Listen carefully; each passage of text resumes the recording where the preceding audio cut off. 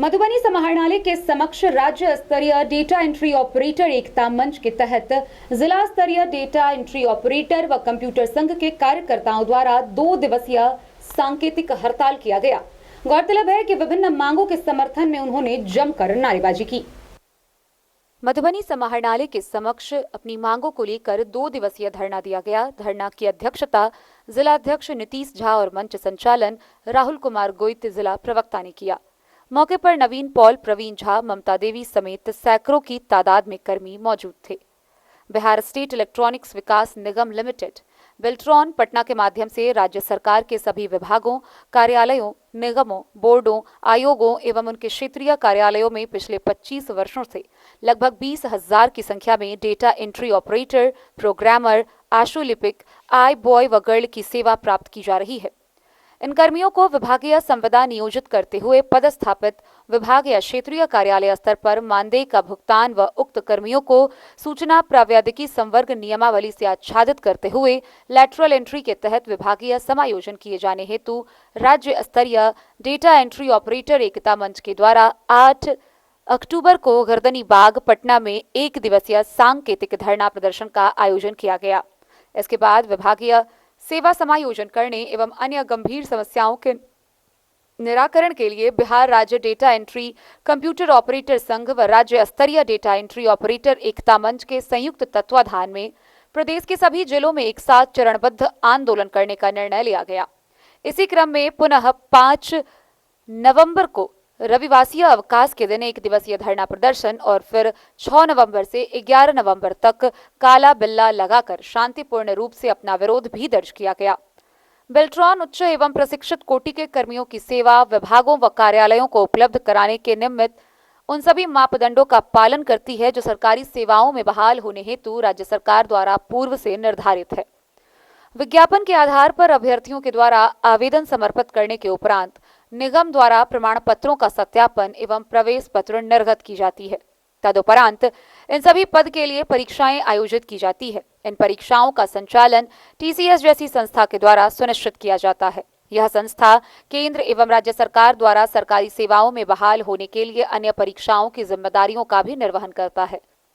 इस पद पर निर्धारित अर्हता व परीक्षाओं में उत्तीर्णता के पश्चात निगम द्वारा चयनित अभ्यर्थियों की सेवा सामान्य प्रशासन विभाग बिहार पटना द्वारा निर्धारित 100 बिंदु आरक्षण रोस्टर का पालन करते हुए विभिन्न विभागों या कार्यालयों में निरंतर आउटसोर्सिंग के आधार पर ही उपलब्ध कराई जा रही है, जबकि संपूर्ण प्रदेश में वही एकमात्र ऐसे आउटसोर्सिंग कर्मी है जिन्हें कई दक्षता परीक्षाओं से गुजरना पड़ता है। निर्धारित अर्हता एवं परीक्षाओं में उत्तीर्णता के पश्चात आउटसोर्सिंग व्यवस्थाओं के तहत उनसे कार्य लिया जाना दुर्भाग्यपूर्ण है। राज्य सरकार के प्रत्येक कार्यालयों में टंकन कार्यों के साथ साथ अन्य सरकारी कार्यों एवं सरकार द्वारा समय समय पर निर्धारित दायित्वों का पालन भी हमारे द्वारा सतत सुनिश्चित किया जाता है।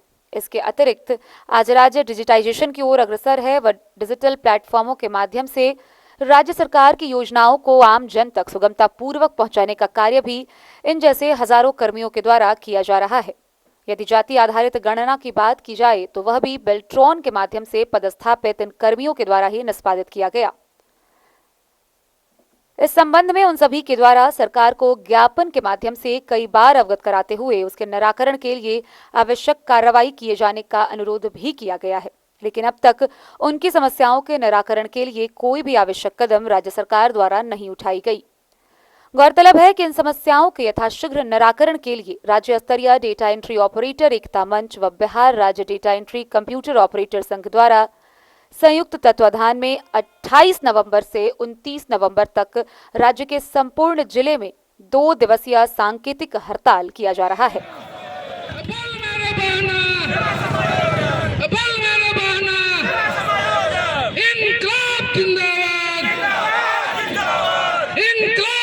से हम लोग का सेवा समायोजन किया जाए, से बिचौलिया को हटाया जाए और हम लोग को विभाग से डायरेक्ट सेवा समायोजन किया जाए। सारी विभाग अभी ऐसा कोई भी विभाग नहीं है जहाँ डाटा एंट्री ऑपरेटर नहीं है, सभी विभाग ऑपरेटर से ही चल रहा है। फिर भी आज तक हम लोग का कोई भी सरकार का ध्यान आकर्षित नहीं हुआ, इसीलिए हम लोग को सेवा समायोजन का मांग है।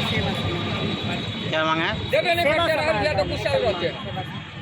भी सवाल है, चाहे जिस भी सोर्स से कर्मचारी आया है बिहार सरकार के यहाँ पदरिक्त है और खास करके यह बेल्ट्रॉन का जो कर्मचारी है जिस पर पूरे सरकार निर्भर करती है, तो निश्चित रूप से जो बेल्ट्रॉन को पैसा दी जा रही है वह अगर सीधे बिचौलियों को नहीं देकर सीधे अगर कर्मचारी को समाधान कर देगा तो निश्चित रूप से देश का विकास होगा और राज्य का विकास होगा और विभाग का जो विकास है वह निश्चित रूप से जन जन तक पहुँचेगा।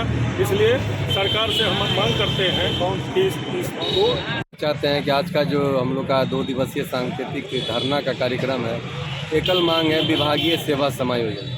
हम लोग यहाँ बहुत दिनों से कह रहे थे, सरकार को हम लोगों पे कोई ध्यान नहीं है।